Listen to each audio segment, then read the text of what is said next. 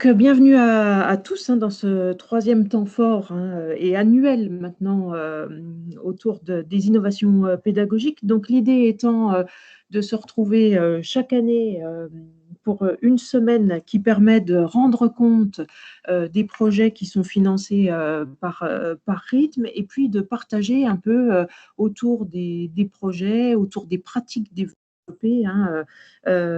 notamment en innovation pédagogique. Donc, nous lançons cette semaine qui va se dérouler à partir d'aujourd'hui, donc jusqu'à vendredi 9, où le programme vous a été rappelé dans le fil de conversation. Un certain nombre d'ateliers vont vous être présentés qui reflètent la diversité des projets financés par rythme et la diversité des approches mises en place par les collègues au sein des différents établissements de Bourgogne-Franche-Comté. Donc, avant d'entrer dans le vif du sujet, un petit rappel par rapport à rythme en tant que tel et par rapport au programme rythme. Donc, pour vous rappeler, rythme donc, est un programme, donc rythme qui veut dire réussir, innover, transformer, mobiliser en Bourgogne-Franche-Comté, un rythme BFC. Donc, c'est un programme financé par l'ANR sur une durée de 10 ans, programme nouveau cursus à l'université, donc qui est porté chez nous par UBFC et qui vise plusieurs objectifs. L'objectif principal étant de favoriser la réussite et l'orientation des étudiants en premier cycle. Donc, l'idée est vraiment de permettre la mise en place d'innovations pédagogiques, de dispositifs individualisés pour aider les étudiants, notamment en premier cycle, à réussir et pour mieux les préparer à leur future orientation professionnelle. Donc ça, c'est vraiment l'objectif central de rythme. Donc pour favoriser et améliorer la réussite des étudiants en premier cycle, l'idée est de pouvoir accompagner les équipes pédagogiques, notamment dans la mise en place d'innovations, de formations innovantes en pédagogie et de promouvoir la formation tout au long de la vie de nos étudiants dans les différents établissements. Donc, le programme rythme, même s'il vise la réussite et l'orientation de nos étudiants, il est destiné en priorité aux équipes pédagogiques, aux responsables pédagogiques des 7 établissements porteurs du programme, donc à savoir les 2 universités du territoire, Université de Franche-Comté, Université de Bourgogne, et puis les 3 universités, Université technologique de Belfort-Montbéliard, et puis également aux 4 écoles qui font également partie du programme, donc à savoir AgroSup, Arts et Métiers, ENS2M et puis BSB à Dijon. Donc voilà, donc le programme rythme est financé par l'ANR et puis une partie, alors très récemment, depuis cette année, une partie du programme rythme est financée par le plan de relance, notamment le 7e levier de rythme dont on va vous parler, qui est financé par le plan de relance et qui porte sur l'hybridation des formations dans l'enseignement supérieur. Donc, en fait, il y a un double financement de rythme, si vous voulez, le cœur du projet rythme financé par l'ANR et puis un 7e levier qui est venu donc s'ajouter au programme rythme cette année qui est financé par le plan de relance, d'où le logo du plan de relance que vous pouvez voir sur les différentes diapositives. Diapo suivante, je laisse la parole à Fred. Merci. Donc, en fait, rythme, tu peux avancer s'il te plaît, Juliette? Oui, si la diapo est passée. Merci. Voilà, donc rythme BFC, c'est d'abord, alors, avant l'équipe projet, il y a une équipe permanente que nous allons vous présenter pas plus tard que la diapo suivante, qui est ici présente, et une équipe projet. L'équipe projet est constituée de l'équipe permanente et puis des représentants des différents leviers, enfin des porteurs des différents leviers de rythme que nous allons également vous présenter, et puis également de représentants des établissements. Donc c'est vraiment là que se passe le gros des discussions et de la préparation du comité de pilotage, qui est donc l'instance plus formel, on va dire, qui prend les décisions ou qui valide le travail qui a été fait par l'équipe projet. Et puis, en appui de ce comité de pilotage, on va trouver un comité scientifique et d'évaluation qui, lui, a vocation à la fois réfléchir sur les orientations, mais également à travailler non seulement sur l'évaluation des projets en cours, ça c'est effectivement quelque chose d'extrêmement important dans un projet tel que celui-ci, c'est vraiment d'évaluer tout ce que toutes les actions, je veux dire, pilotes que l'on met en place pour voir dans quelle mesure elles méritent d'être disséminées. Et ça, c'est vraiment assez fondamental. Et puis, en même temps, ce comité scientifique et d'évaluation, il a aussi vocation à étudier les réponses aux appels à manifestation d'intérêt, aux appels à projets en particulier, aux appels à projets avant de les transmettre à des experts, pour les appels à projets, des experts internationaux, puisque c'est quand même aussi un paramètre aussi important, c'est d'avoir un regard aussi extérieur assez permanent, on va dire, sur ce projet et sur les projets qui peuvent être soutenus dans Rythme, dans le cadre justement des appels à projets. Donc des appels à projets, il y en a eu déjà un certain nombre. Cette année, nous avons orienté avec une période un petit peu particulière, avec à la fois le changement de coordinateur et puis en même temps la situation sanitaire un peu particulière, hein, dont on est pressé de sortir, bien évidemment. Et nous avons orienté sur des appels à manifestation d'intérêt dont nous vous parlerons pour essayer de récupérer un maximum d'idées aussi du terrain.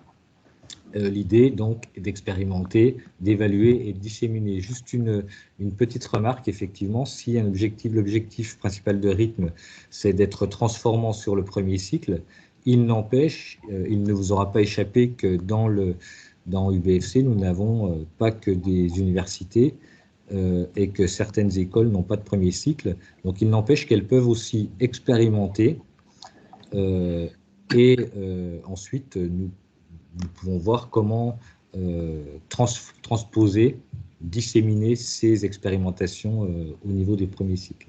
Voilà. Diapo suivante, s'il vous plaît. Alors, donc, comme le disait Frédéric à l'instant, hein, donc l'équipe de Rythme est composée de 2 coordinateurs, donc Frédéric et moi-même, d'une directrice opérationnelle hein, de Rythme UBFC, qui est Pascaline Ponce, que vous allez rencontrer également, et puis d'un certain nombre de collègues ingénieurs pédagogiques, notamment Juliette Brexambeu, hein, qui est l'organisatrice de ce séminaire autour des innovations pédagogiques, et de Raphaël Alotte. Et puis, 2 collègues vont venir nous rejoindre très prochainement à la rentrée. Donc, Jonathan Tessé, qui assiste d'ailleurs à cette semaine sur les innovations pédagogiques, et donc qui aura en charge notamment la partie hybridation des formations, et puis un collègue qui va venir également en soutien par rapport au suivi administratif et financier, qui remplacera Clarisse Mounka, donc Maxime Lemaître, que nous accueillerons à partir du 1er septembre également. Donc, comme le rappelait Frédéric à l'instant, hein, l'équipe projet de Rythme, elle est bien plus large hein, que cette équipe opérationnelle. Elle comprend également les pilotes des différents leviers de Rythme. Rythme est composé de 7 leviers différents que nous allons vous présenter par la suite. Pour chacun des leviers, nous avons cherché à avoir des collègues dans chacun des établissements partenaires de Rythme. Donc, voilà pour le levier 1, Karine Monnier-Jobé pour EFC, Muriel Henry pour l'UB, hein, le levier 1 qui porte sur la réussite étudiante notamment. Sur le levier 2, sur les unités de transversales notamment, on a Pierre Ancet et Anne Tatu, donc Pierre Ancet pour UB, Anne Tatu pour UFC. Sur le levier 3 qui porte plutôt sur les liens entre la formation et la recherche, chez Maxime Jacot, pour UFC, Frédéric Olvec pour UTBM, Emmanuel Pucéa pour UB. Sur le levier 4 qui porte plutôt sur l'accompagnement des enseignants sur les innovations pédagogiques, c'est Joël Demougeot-Lebel pour l'UB et Laurence Rick pour l'UFC. Sur le levier 5 qui porte plutôt sur la formation tout au long de la vie, Cédric Demonceau pour l'UB et Pascal Guillon pour l'UFC.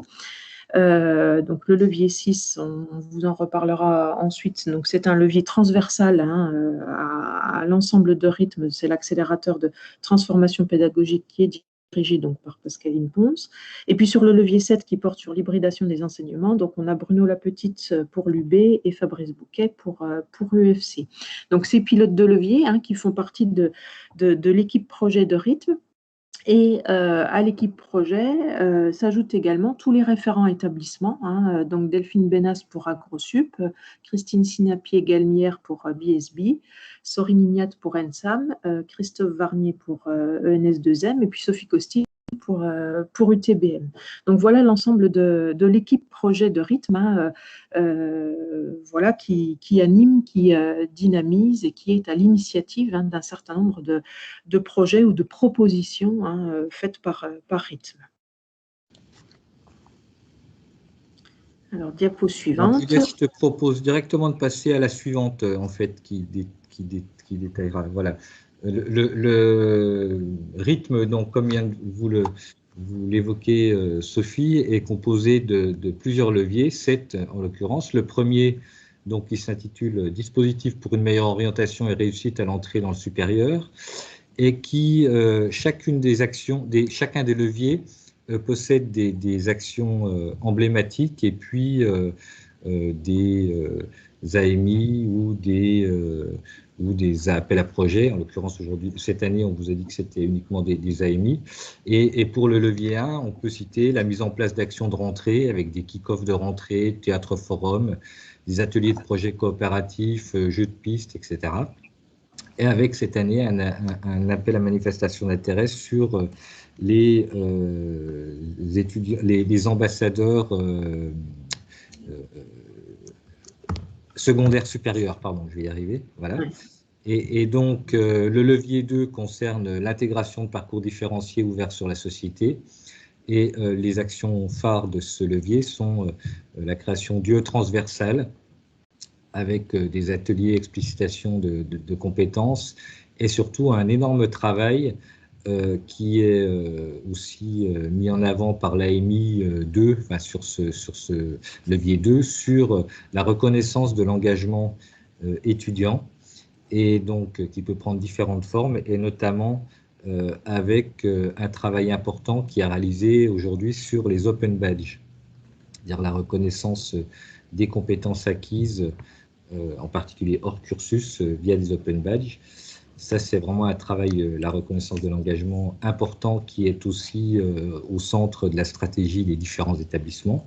Le levier 3 concerne le renforcement des liens formation-recherche. Et là, on a effectivement comme action phare des bourses d'aide à la mobilité et puis surtout 9 projets d'Open Lab qui sont des lieux, alors ça résonne un peu, je ne sais pas s'il y a un micro du verre, des 9 projets d'Open Lab qui sont dispersés dans les différents établissements et qui visent à se mettre en réseau pour permettre aussi être des lieux d'innovation et de créativité, on va le dire comme ça, avec un AMI cette année qui a été aussi lancé sur ce lien formation-recherche. Le levier 4 concerne la valorisation de l'engagement pédagogique de l'enseignant, avec des actions phares qui sont les résidences de la pédagogie. Il y en a eu 4 jusqu'à présent. Et puis, finalement, on avait été un petit peu précurseur par rapport au congé pour projet pédagogique innovant que le ministère a mis en place l'année dernière. Et puis, ce levier 4, il vise aussi à construire un réseau d'échange et de partage pour les enseignants. Le levier 5 concerne l'acculturation et le développement de la FTLV avec des actions qui concernent les séquences de retour en formation, des enquêtes de besoins, et puis il y a des choses qui sont faites au niveau de la formation continue des ingénieurs. Et puis on a eu une action aussi qui était une immersion FTLV immersion FTLV, c'est-à-dire un enseignant qui est parti dans le monde socio-économique pour mieux en maîtriser les enjeux et pouvoir ensuite développer des actions de formation continue dans l'établissement. Au total, finalement, ce sont 48 projets issus des AAP, enfin des appels à projets ou des appels à candidature qui ont été retenus, sans compter les projets qui ont été retenus cette année pour les différents appels à manifestation d'intérêt. Donc depuis 2018, vous voyez qu'il y a quand même eu pas mal de projets soutenus. J'oubliais aussi, alors sur cette diapo n'apparaît pas le levier 6 qui est l'accélérateur de la transformation pédagogique, hein, qui est là aussi pour être en soutien de tous ces projets, mais qui est aussi l'organe central, le cœur battant, on va dire, du dispositif, avec la présence de l'équipe projet. Et puis en même temps, dans ce levier 6, on va trouver aussi le soutien au financement d'actions de recherche, notamment de thèses de doctorat en lien avec évidemment l'innovation pédagogique. Et puis le levier 7 dont Sophie vous a parlé, qui est le fonds d'amorçage sur l'hybridation, donc qui nous a été accordé par le ministère de l'Enseignement supérieur, de la Recherche et de l'Innovation sur des fonds du plan de relance. Voilà. Diapo suivante. On va laisser la place. Ah ben voilà, le levier 7 ici. Et donc, on va passer la parole à Pascaline pour qu'elle nous présente l'équipe. Oui, merci Fred. Bonjour à tous. Et je vais être très rapide puisque dans 4 minutes, on commence la première intervention autour du portfolio. Donc, je suis effectivement directrice de l'accélérateur de la transformation pédagogique, donc directrice opérationnelle de Rythme BFC, qui accompagne et coordonne toutes les actions mises en place dans le cadre de Rythme BFC. Et avec une équipe que je ne représenterai pas, puisque Sophie l'a déjà présentée tout à l'heure. Alors, Juliette va effectivement être un peu le fil conducteur tout au long de cette semaine, donc vous allez la voir. Raphaëla, tu peux peut-être nous faire un petit coucou simplement pour montrer qui tu es. Raphaëla qui accompagne particulièrement les actions en lien avec les leviers 1 et 2. Et puis voilà, nous n'avons pas ni les photos ni les petits dessins de nos futurs collègues, mais effectivement, Jonathan Tessé est avec nous, je crois, ce matin et nous rejoindra au 1er septembre, rejoindra l'équipe au 1er septembre. On peut avancer. Du coup, simplement, voilà, c'est vraiment l'équipe qui est ressource et à qui vous pouvez vous adresser directement si vous avez une idée, un projet, une envie autour de l'innovation pédagogique très largement. On aime bien partir aussi des initiatives de terrain pour s'appuyer dessus et puis développer des projets. Et donc finalement, alors je crois qu'il n'y a plus si, il y a la dernière diapo. Voilà, finalement, l'objectif de cette semaine, c'est effectivement de partager, d'échanger, puisqu'on s'est rendu compte que c'est une demande qui est assez forte et d'échanger autour de thématiques d'innovation. Alors là, on va échanger autour de projets qu'on soutient, qu'on accompagne, qu'on finance, mais aussi autour d'autres projets innovants, voilà, puisque ça fait 3 ans qu'on travaille déjà autour de cette création de dynamique de réseau et de partage et qui semble susciter un intérêt important de la part des équipes enseignantes, mais plus largement des équipes pédagogiques qui ne comporte pas uniquement les enseignants. Donc cet événement est ouvert à tous et on est d'ailleurs heureux d'accueillir aujourd'hui des enseignants, mais aussi d'autres personnels, des personnels du BFC et en dehors du BFC aussi également, puisque on a une présence de quelques collègues qui nous viennent du sud, du nord, d'un peu partout en France. Donc bienvenue, et puis Juliette, je te relaisse la parole peut-être pour lancer, ou Fred, Sophie pour conclure. Il nous reste 2 minutes. Non, pour moi, c'est très bien. Sophie, la parole à Juliette, qui est à l'initiative de cette semaine. Un tout petit mot, effectivement, brièvement pour vous dire. Alors, on ne va pas rebalayer le programme puisqu'il est en ligne. Mais en effet, l'idée, ce n'est pas un colloque avec des interventions très descendantes, mais le but étant de partager des expériences. Donc, vous l'avez compris, avec des membres de tout le réseau Rythme BFC, Quand même un fil rouge sur cette semaine, vous le constaterez, c'est autour des compétences au sens large, à la fois des retours d'expérience sur la mise en place d'approches par compétences, la valorisation des compétences, les portfolios, donc un certain nombre d'ateliers, discussions dédiés aux compétences, mais aussi d'autres thématiques plus généralistes, et puis vraiment des exemples, des témoignages d'expérimentations qui sont menées sur le terrain. Donc, je pense par exemple à LearnO, je pense par exemple aussi aux jeux de rôle, jeux de plateau intégrés dans la pédagogie, mais tout ça, encore une fois, vous le découvrez sur le programme. L'idée étant, ben voilà, n'hésitez pas à participer à toutes les sessions qui vous intéressent et puis à interagir, puisque, encore une fois, c'est un partage d'expérience. Et peut-être la dernière recommandation, c'est donc n'hésitez pas à participer aux sessions. Donc là, on va quitter cette session Teams. Donc il faut retourner sur le programme pour cliquer sur la session Teams du portfolio. Et puis, n'hésitez pas à en parler autour de vous. Les inscriptions sont encore ouvertes jusqu'à la fin de la semaine. Donc, on vous souhaite une très belle semaine avec des rendez-vous variés. Et puis, rendez-vous à la fin de la semaine pour la clôture de ce temps rythmé vos innovations pédagogiques. Voilà, à très bientôt. Merci.